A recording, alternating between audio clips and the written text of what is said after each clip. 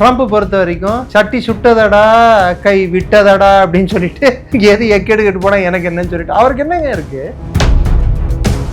அரசியல் விரிசல்கள் பெரிதாகி கொண்டுதான் இருக்கிறது. டெமோக்ராட்ஸ் ஓப்பனாவே கேள்வி கேட்க ஆரம்பிச்சுட்டாங்க. நீ தொடங்கின போருக்கு எப்பதான் முடிவு இருக்குன்னு சொல்லிட்டு கேட்டாங்க. ஜெயிச்சியா ஜெயிக்கலையா உண்மையா சொல்லு.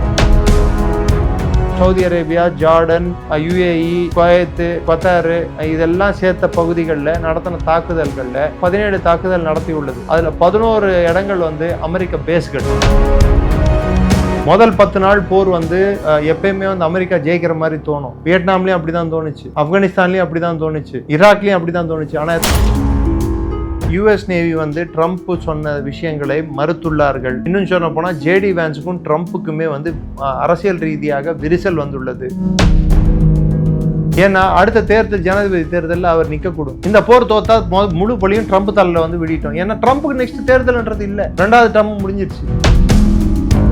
இந்த போர் தொடங்கினது ஒரு குறிக்கோளோட ஆட்சி மாற்றம், அணு ஆயுத உற்பத்தியை தடுப்பது, அங்கே இருக்கும் எண்ணெய் வளங்களை கட்டுப்பாட்டில் எடுத்துட்டு வர்றதுன்னு தான் தொடங்கினாங்க. ஆனால் இன்று எதுவும் நடக்கவில்லை. இந்த மாதிரி போர்கள் அமெரிக்காவுக்கு தேவை. அமெரிக்காவில் உள்நாட்டு கட்டமைப்பை மேம்படுத்துவதற்கும், திரும்ப அமெரிக்க பொருளாதாரத்தை ஓங்க செய்வதற்கும், உலக வர்த்தகத்தை அமெரிக்கா பக்கம் திருப்புவதற்கும், உற்பத்தியை பெருக்குவதற்கும் போர்கள் அவர்களுக்கு தேவை. ரிஃப்ளெக்ட் நேயர்களுக்கு வணக்கம். இன்று நாம் சந்திக்க இருக்கக்கூடிய சிறப்பு விருந்தினர் டிஃபென்ஸ் எக்ஸ்பர்ட் திரு நிரஞ்சன் அவர்கள். சார் வணக்கம் சார். வணக்கம், ஜெயஹிந்த். ஈரானை நாங்கள் காலி பண்ணிடுவோம், சுடுகாடா மாத்திடுவோம் அப்படின்ற போல ட்ரம்ப் தொடர்ந்து சொல்லிட்டு வந்தார். ஆனால் ட்ரம்ப்புக்கு எதிராகவே உள்நாட்டில் போர் அப்படின்ற போல சொல்றீங்க. US நேவி ட்ரம்ப் சொன்ன விஷயங்களை மறுத்துள்ளார்கள். இன்னும் சொல்ல போனா JD வான்ஸுக்கும் ட்ரம்ப்புக்குமே அரசியல் ரீதியாக விரிசல் வந்துள்ளது. இந்த ஒரு 12 நாட்களுக்குள்ள துளசி கபாட், டைரக்டர் ஆஃப் இன்டெலிஜென்ஸ், அவங்களாவது இல்ல அமெரிக்காவின் துணை ஜனாதிபதி JD வான்ஸ் ஆவது எங்கேயாவது ஸ்டேட்மெண்ட் கொடுத்ததா நீங்க பாத்தீங்களா? எங்கேயாவது அறிக்கை கொடுத்திருக்காரா? ஏன் கொடுக்கல? ஏன்னா அடுத்த தேர்தல், ஜனாதிபதி தேர்தலில் அவர் நிற்கக்கூடும். இந்த போர் தோத்தா முழு பழியும் ட்ரம்ப் தலையில விடிட்டோம். ஏன்னா ட்ரம்ப்புக்கு நெக்ஸ்ட் தேர்தல்ன்றது இல்ல, 2வது டேர்ம் முடிஞ்சிருச்சு. ஆனா JD வான்ஸோட கரியர் ஸ்டார்ட் ஆகும் போது எண்ட் ஆயிடக்கூடாது இல்ல.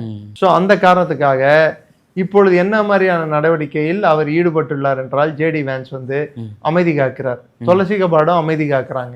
ட்ரம்ப்புக்கு முட்டு கொடுக்கறது யாரு? 2 பேர் தான். இன்னும் சொல்ல போனா அவரோட kitchen cabinet, Howard Lutnick, Chris Wright அவங்களோட எனர்ஜி செக்ரட்டரி, அதாவது எண்ணெய் மற்றும் எரிபொருள் மந்திரி, அதுக்கப்புறம் ஸ்காட் பெசன்ட், அதுக்கப்புறம் பீட் ஹெக்ஸத் அவங்களோட போர் மந்திரி, அதுக்கப்புறம் மார்க்கோ ரூபியோ அவங்களோட வெளியுறவுத்துறை அமைச்சர். இவங்க தவிர்த்து வேற யாராவது, அதுவும் குறிப்பிட்டு மார்க்கோ ரூபியோவும் பீட்டர் ஹெக்ஸத்தை தவிர்த்து அதிகமா யாராவது ஸ்டேட்மெண்ட் கொடுக்குறாங்களா? ஏன் துணை ஜனாதிபதி பேசுவதை நிறுத்திவிட்டார்? அங்கே அரசியல் விரிசல்கள் பெரிதாகி கொண்டுதான் இருக்கிறது. டெமோக்ராட்ஸ் ஓப்பனாவே கேள்வி கேட்க ஆரம்பிச்சுட்டாங்க. நீ தொடங்கின போருக்கு எப்பதான் முடிவு இருக்குன்னு சொல்லிட்டு கேட்டாங்க. ஜெயிச்சியா ஜெயிக்கலையா உண்மையா சொல்லு.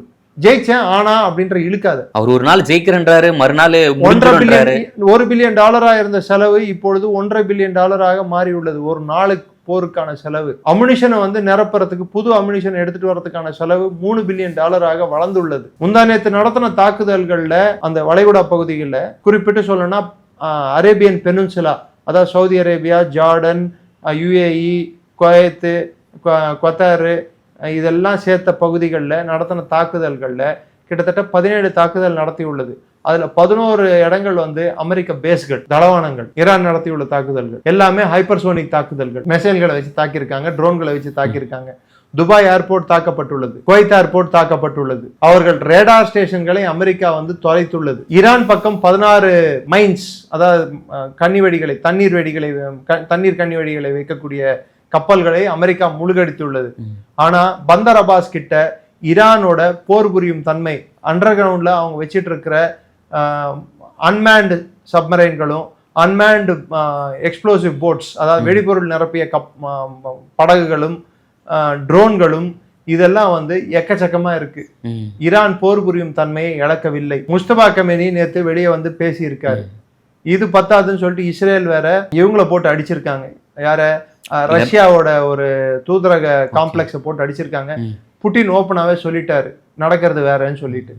இன்னொரு பக்கம் பாத்தீங்கன்னா இஸ்புல்லா ஒரே ஒரு நாள் மாத்திரம் 200 ராக்கெட்டுகளை டெல் அவீவ், ஐஃபாவை நோக்கி செலுத்தியது. ஒரு இரவு மாத்திரம் 200 ராக்கெட்டுகள்.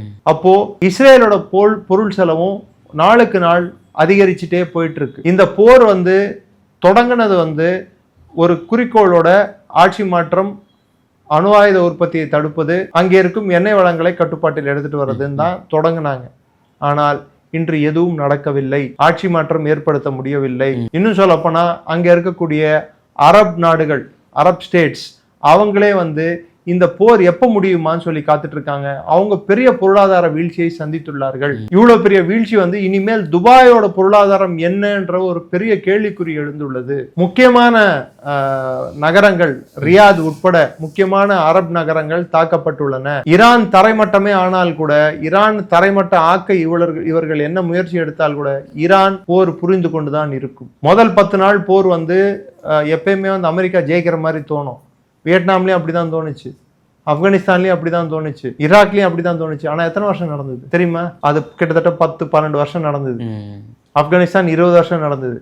ஈராக் ஒரு 15 வருஷம் 16 வருஷம் நடந்தது. அட்லீஸ்ட் 12 வருஷமா நடந்தது. ஸோ முதல் தொடக்கிறது ஸ்டார்டிங் எல்லாம் நல்லா தான் இருக்கு, எண்டிங் தான் பிரச்சனை. சரி, இப்போ அமெரிக்காவில் இந்த பெட்ரோல் தட்டுப்பாடு இருக்குங்களா? இருக்கு. இப்படி தொடர்ந்து அவருக்கு வந்து ரொம்ப கெட்ட பேரா இருக்கு அமெரிக்காவில்.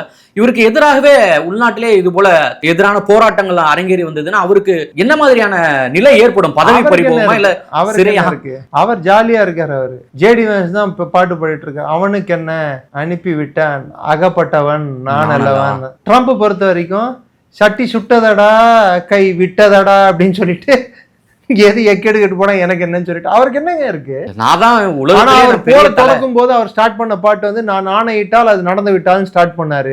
இன்னைக்கு சட்டி சுட்டதடா கை விட்டதடான்னு சொல்லி உட்கார்ந்து இருக்காரு. பேச்சுவார்த்தைக்கெல்லாம் அழைக்கிறாரு அப்படின்ற போல செய்திகள்.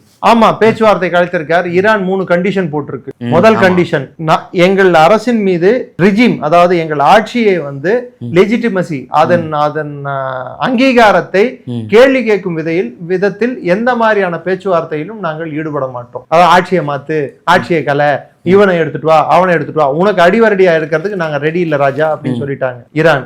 ரெண்டாவது என்ன சொல்லியிருக்காங்க, போர்ல இந்த சேதங்களை ஏற்படுத்துறதுக்காக காஸ்கட், சேதத்துக்கான காசை இஸ்ரேலும் அமெரிக்காவும் கட்ட வேண்டும். மூணாவது முக்கியமான விஷயம், அவங்க என்ன சொல்லியிருக்காங்க, இனிமேல் இஸ்ரேலோ அமெரிக்காவோ இல்ல அமெரிக்காவை சார்ந்த நாடுகளோ ஈரான் மீது இது போன்ற தாக்குதலை நடத்தாது என்று உத்தரவாதம் கொடுங்க. இந்த 3 கண்டிஷனுக்கு நீ ஒத்துக்கிட்டு வந்தா வா பேசலாம். ஆனா இந்த 3 கண்டிஷனுக்கு யாரும் ஒத்துக்கு போறது இல்ல. போகாத ஊருக்கு வழி தேடிட்டு உட்காந்துட்டு இருக்காங்க. சோ போர் தொடரும். இப்போ உலகத்துக்கே நான் தான் பெரிய தலை அப்படின்ற போல ட்ரம்ப் சொல்லிட்டு வர்றாரு. என்ன தலை?